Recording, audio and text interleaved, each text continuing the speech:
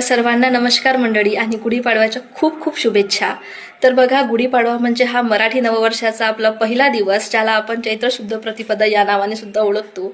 तर माझी दादी आम्हाला प्रत्येक सणाचं महत्त्व सांगायची. तसंच जेव्हा गुढीपाडवा असायचा तेव्हा ती चेअरवर बसली असायची आणि आम्हाला गुढी उभारताना नेहमी एक गोष्ट सांगायची की गुढीपाडवा हा 3.5 मुहूर्तांपैकी शुभ मुहूर्तांपैकी अत्यंत शुभ मुहूर्त आहे.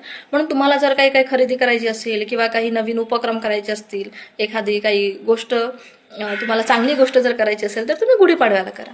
मग जेव्हा आम्ही गुढी उभारायचो, कारण आमच्याकडे गुढी उभारण्याची पद्धत अशी आहे की आधी छान एक पाट असतो आपला, लाकडी पाट, त्यावर छान एक नवीन कापड असतो. मग ब्लाऊज पीस असो किंवा जे पूजेसाठी आपण लाल कलरचे कपडा वापरतो तो कापड, मग त्यावर गव्हाची रास, त्यावर बांबू, आणि त्या गुढी उभारायच्या आधीच त्या बांबूला सर्व आपली साडी, चोळी, आपली गाठी, त्यानंतर मग हार वगैरे असं छान सजून धजून ती गुढी अशी उभारायच्यासाठी आपण तयार करतो. त्याला तांब्याचा गडवा असतो, कारण आमच्या विदर्भात त्याला तांब्याचा गडवाच म्हणतात, तर ज्याला तांब्या म्हणतात बाकीकडे. तर अशी छान जी गुढी आपण उभारतो तिला ना ब्रह्मध्वज असं म्हणतात. ती नेहमी सांगायची, ज्याला तुम्ही गुढी म्हणता ना म्हणे तो ब्रह्मध्वज आहे म्हणे, त्याला ब्रह्मध्वज म्हणतात म्हणे जुने लोक.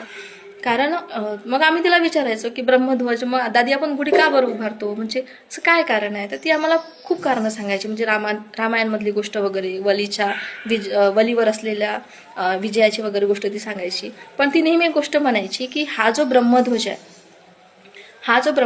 हा ब्रह्मध्वज आपण यासाठी उभारतो कारण या ब्रह्मध्वजाचं महत्त्व असं आहे की यामुळे जी नवीन वर्षाची सुरुवात होते ही अत्यंत शांतताप्रिय मार्गाने होते आणि घरात सुख, समृद्धी, शांतता, ऐश्वर्य नांदावं यासाठी आपण ही गुढी उभारतो.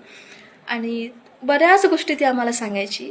पण ही ब्रह्मध्वजाची गोष्ट तिची ना लहानपणापासून अशी डोक्यात अशी राहिलेली आहे. जेव्हाही गुढीपाडवा असतो तेव्हा ना आमच्या सगळ्यांच्या डोक्यात असतं, हा गुढीपाडवा म्हणजे गुढी म्हणजे ना ब्रह्मध्वज.